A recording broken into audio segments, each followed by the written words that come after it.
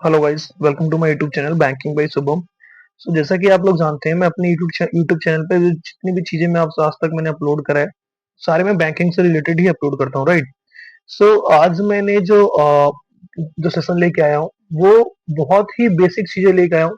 जितने भी new student हैं जो 2026 में बैंकिंग सेक्टर का एग्जाम देना चाहते हैं, गवर्नमेंट बैंक का, उनके लिए इन्फॉर्मेशन है कि किस तरीके से उनको नॉर्मल बेसिक चीजें पता होनी चाहिए और क्या-क्या बैंकिंग का क्राइटेरिया है, किस तरीके से पेपर कंडक्ट किए जाते हैं, वो चीजें मैं लेकर आया हूँ, राइट। अब से पहले मैंने जितने भी लाइक यूट्यूब चैनल पे जितने भी आईबीपीएस, आरआरबी, एसबीआई के रिगार्डिंग जितनी वीडियोस बनाई हैं, वो सारी चीजें चैनल पे उपलब्ध है। आप लोग देख जाके विजिट करके चेक कर सकते हो। एक चीज और बताना चाहूंगा, जैसे कि बहुत सारे स्टूडेंट हैं जो बहुत ही वेट कर रहे हैं। जितने भी बैंकिंग सेक्टर के एग्जामिनेशन है, वो ऑलमोस्ट सारे कंप्लीट हो गए। रिजल्ट का पेंडिंग है अभी।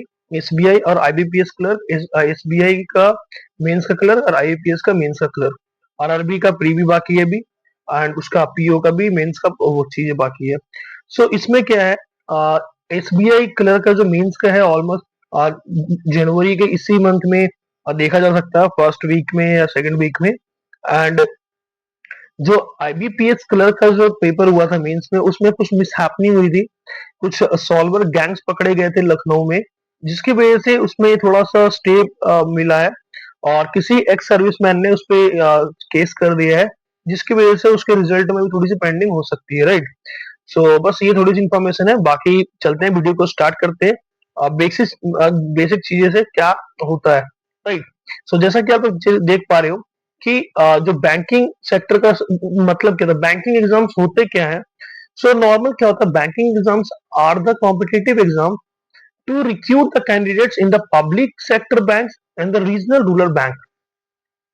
कि जितने बैंकिंग एग्जाम्स होते हैं सरकारी बैंक में और जितने भी ग्रामीण बैंक हैं, उसमें कैंडिडेट्स को रिक्रूट करने के लिए बैंकिंग एग्जामिनेशन किए जाते हैं।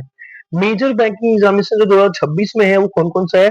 IBPS PO, IBPS clerk, IBPS RRB PO officer skill 1, and IBPS RRB clerk, SBI PO, SBI clerk. ये मेजर जो है, कुछ सारे जो पेपर है बहुत ही मेजर है बैंकिंग सेक्टर से रिलेटेड। जो बॉडीज है, जो अथॉरिटी बॉडी है, वो आईबीपीएस है और एसबीआई है। एसबीआई जो कंडक्ट करवाता है, ये दो पेपर करवाता है, SBI PO, SBI clerk. IBPS ये चार चीजें कंडक्ट करवाता है, राइट। ये बेसिक बहुत इंपॉर्टेंट ये चीजें हैं जो इस साल आने वाले साल में ये पेपर कंडक्ट होंगे। तो जितने भी कैंडिडेट्स अगर बैंकिंग सेक्टर के बारे में सोच रहे हैं, तो वो अगर बैंकिंग सेक्टर की तैयारी करते हैं, तो वो इतने सारे पेपर वो दे सकते हैं एक साल में, राइट। और जस्ट वेट, इतने सारे पेपर जो दे सकते हैं, उसमें क्या होगा, थोड़ा सा चीजें क्या है, बैंकिंग सेक्टर में होता है सिलेबस थोड़ा लिमिटेड होता है, बट आपको स्पीड और एक्यूरेसी का मैटर करना पड़ता है।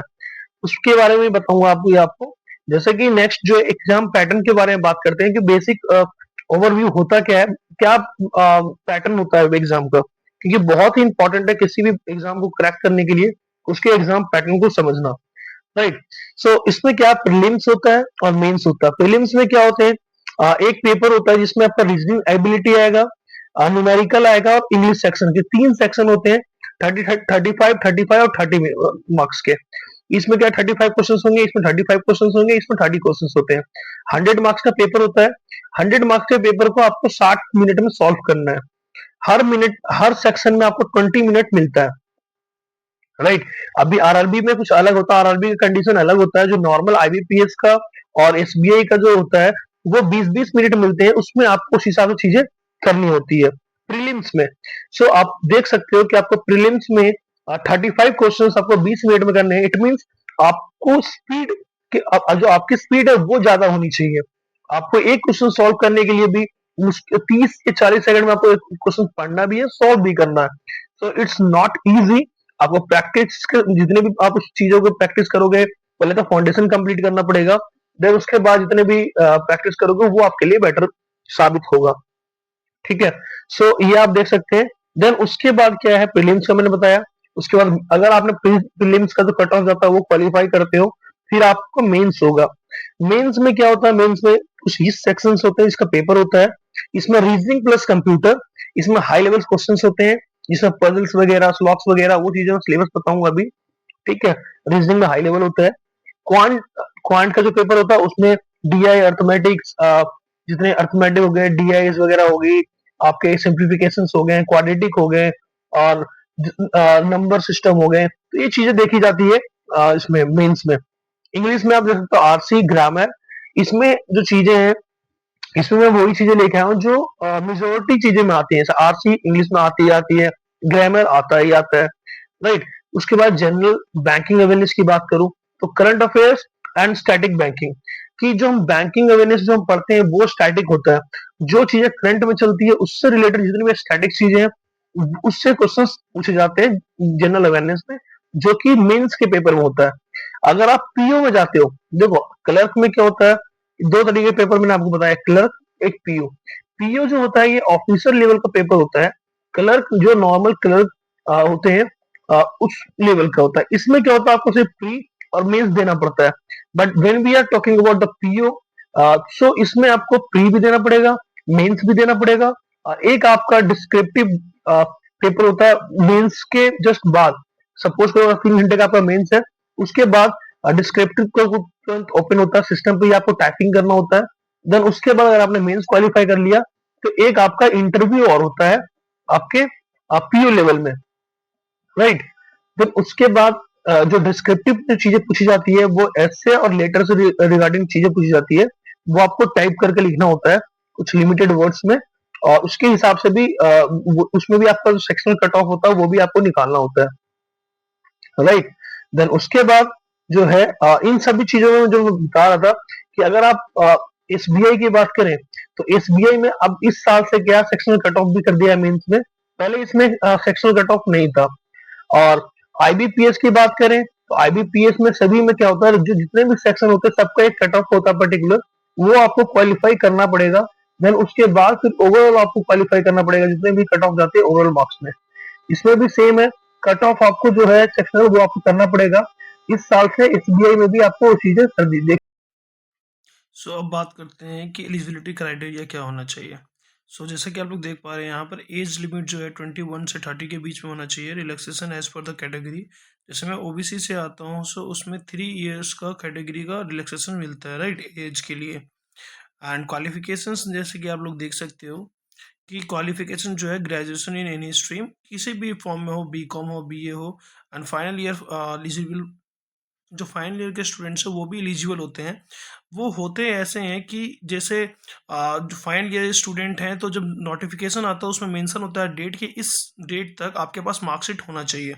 अगर उस डेट तक अगर आपके पास मार्कशीट आ जाता है तो आप एलिजिबल हो फॉर्म को फिल करने के लिए, राइट। देन उसके बाद आप सिलेबस की बात करते हैं कि सिलेबस कैसे होता है सब सब्जेक्ट वाइज। रीजनिंग एबिलिटी आप देख सकते हो। रीजनिंग में पजल सिटिंग अरेंजमेंट जो होता है ये आपका बहुत ही मेजर रोल प्ले करता है बैंकिंग सेक्टर में, क्योंकि इसमें 10 से 15 क्वेश्चन जो होते हैं ये वो पजल से ही आते हैं। इवन ज़्यादा भी हो सकता है बट 10 से 15 तो आते ही आता है। स्लॉक्स के 3-4 क्वेश्चन आते हैं, इनइक्वालिटी के 2-3 क्वेश्चन आते हैं, कोडिंग डिकोडिंग के 5 क्वेश्चन आते हैं, ब्लड रिलेशंस के। ये कुछ मेजर्स ऐसे चैप्टर्स हैं जिसमें से बैंकिंग सेक्टर्स में चीज़ें बहुत ही ज़्यादा पूछी जाती है, कंटिन्यूस चीज़ें आती ही आती हैं। मेंस की बात करें, प्री की बात करें, आती हैं। इसके अलावा भी 2 चैप्टर्स हैं, मिसलिनियस हो गया, अल्फा न्यूमेरिक सीरीज हो गया, डायरेक्शन डिस्टेंस हो गया। इसके अलावा भी चीज़ें हैं जो पूछी जाती हैं, वो मैं नेक्स्ट वीडियो में सिलेबस करके बताऊंगा, राइट।